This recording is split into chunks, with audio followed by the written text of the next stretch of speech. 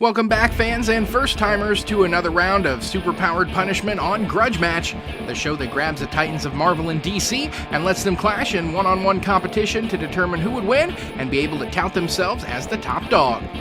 Today's match brings together two top baddies who both started out as the best friends of their eventual arch-nemesis. From DC, the yellow ring-slinging patron of fear, Sinestro, and from Marvel, the mutant master of magnetism, Magneto. While these two characters don't seem to have a lot in common in terms of origins or power sets, they do have some similarities in common in terms of both being long-standing villainous characters who often seem to be on the side of good as often as they are on the side of evil. And both tend to be such fan-favorite villains and sometimes anti-heroes that they've both spun off into their own individual series. So taking a look at Sinestro first created in 1961, Thal Sinestro of the planet Kurigar is regarded as the one-time greatest Green Lantern of all time. He was the Green Lantern who trained Hal Jordan, the first Green Lantern from Earth, how to be a Green Lantern, and the two became very close friends and had a mentor-student relationship between them.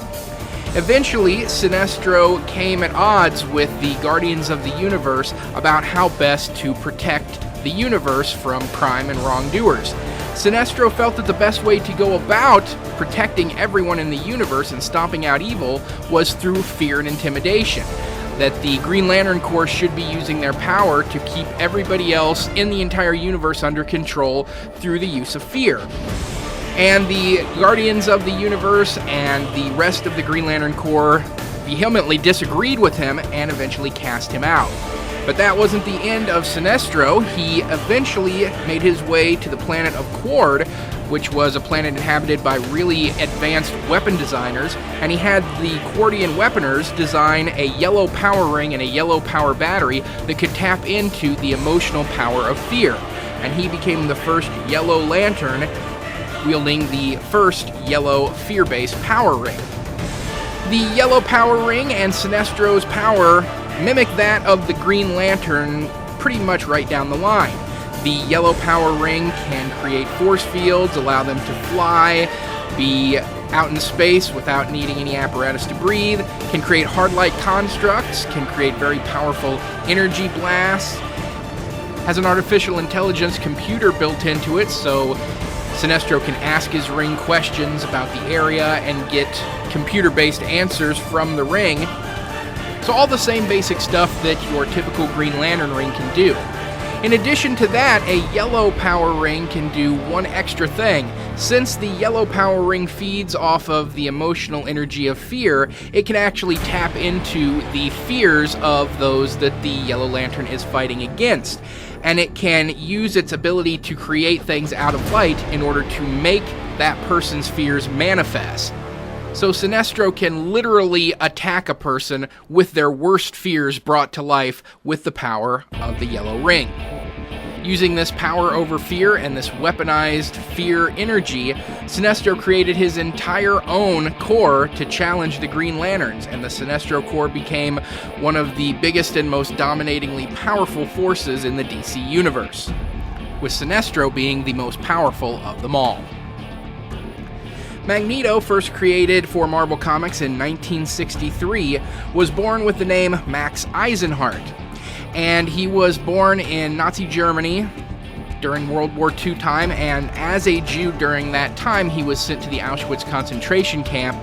And while there, he met and fell in love with a gypsy woman, and he wanted to create a new persona and background so that her family and her people would be more accepting of him. So he created a new gypsy persona, which was the name Eric Lyncher, the name that most people are familiar with when it comes to Magneto nowadays.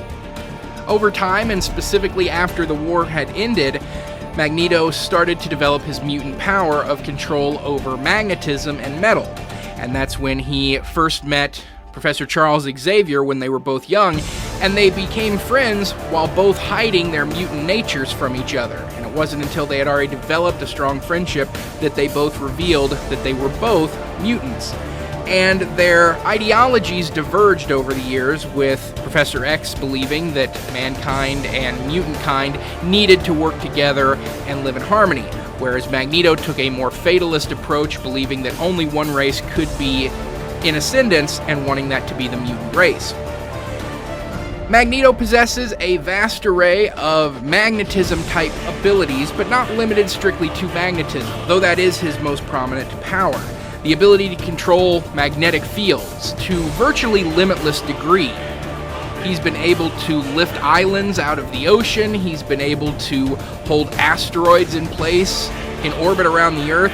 He's even been able to reach out with his magnetic powers into deep, deep space and pull spaceships that were off in other galaxies all the way to Earth just using his magnetic control.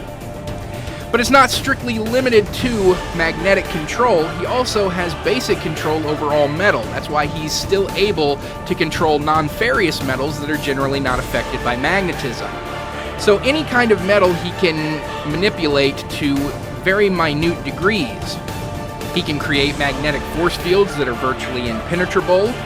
He can manipulate the iron in people's blood in order to have some limited control over individuals themselves.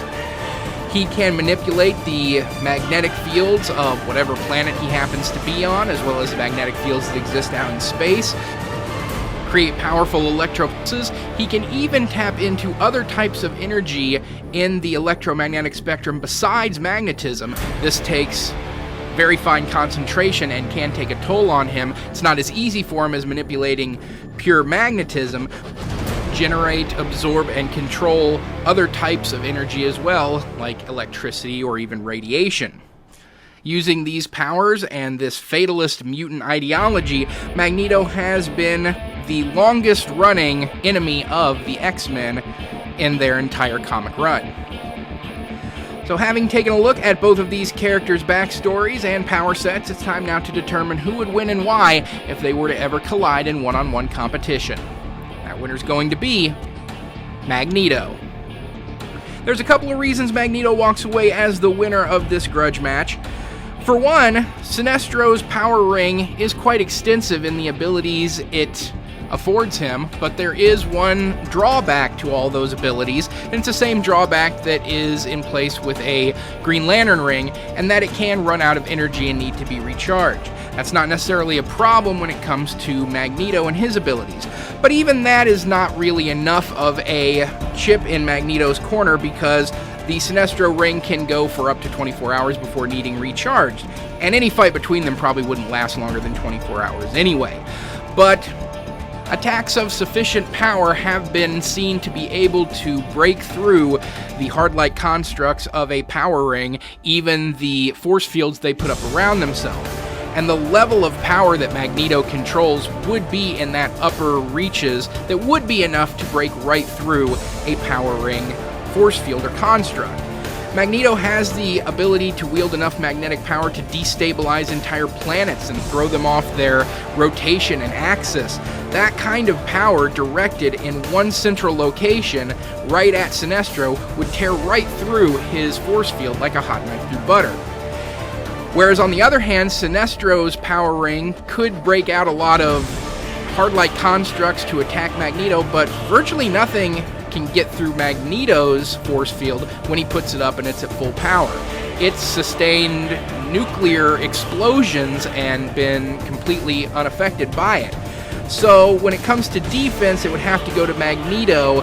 It would be unlikely that Sinestro could get through his defenses, but Magneto could probably get through Sinestro's.